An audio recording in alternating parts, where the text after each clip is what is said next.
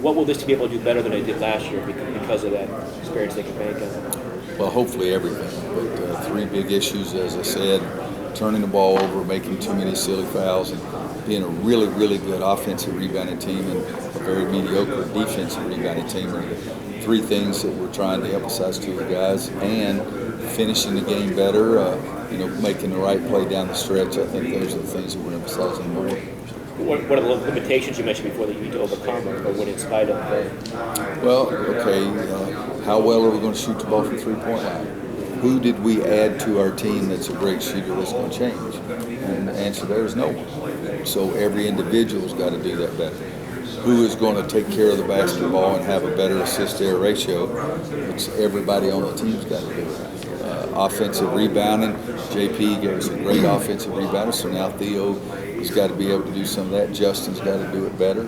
If we go small with Joel or Nate, with Marcus, you're smaller, so those 3 or 4 or 5 guys have got to really do a great job rebounding, but Marcus and Nate and Joel have got to do a better job of rebounding as guards to erase some of those areas that I thought we were not very good last year. And what's going to happen is that some of we may do all those 3 or 4 a lot better and find some other spot that we don't do as well.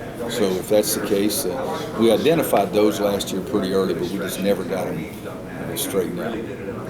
I'm sorry. You're getting a better feel as to what every week can help you this year.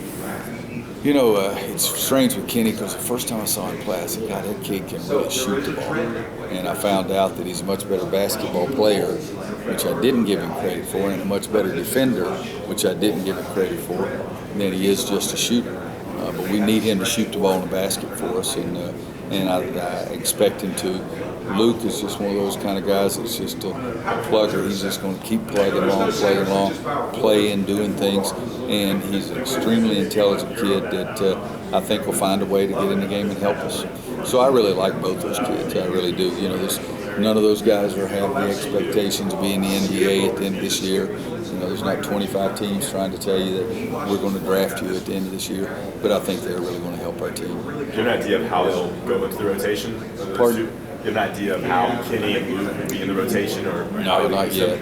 I've always been one that think the players determine what that rotation is, not me. If you beat a guy out, then you're going to play more. If you don't, you're not going to play as much. I had a player at Kansas one year, his junior year, started every single game except senior day. He was a junior and started every single game and was one of our leading scorers. And the next year he didn't start a single game except senior day because there was a guy named Paul Pierce that came in and he was better. And both kids were extremely important to our program. Both kids were fantastic kids. But the first 2 to 3 weeks I always emphasize half-court offense, half-court basic man-to-man defense, and our running game. That's what we've done for 17 practice. We haven't worked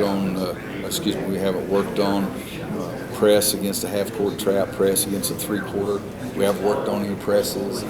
We try to work on our foundation the first 2.5 to 3 weeks and then try to get ready to play games after that. Commissioner Swafford mentioned he'd like to see a bigger deal made over the start of the season, maybe such as one day, this is the first day of the season. What are your opinions about? I'd like to see that last all year. I'll use Tony again as an example. Last year he had a great year. His team was the best team in our league, and people forget that because somebody else won the ACC tournament. I always think what you do those 2.5 or 3 months is more important than what you do in 3 days or 4 days or 5 days now, I guess, or 6. I don't even know how long to go, but I wish the regular season meant even more. I wish in my own self that the regular season we always got the automatic bye in every league. I wish we had that because then I think it would reward better season, better rewards for that. And yet, one of the truly great things about the NCAA tournament is one loss and you're out.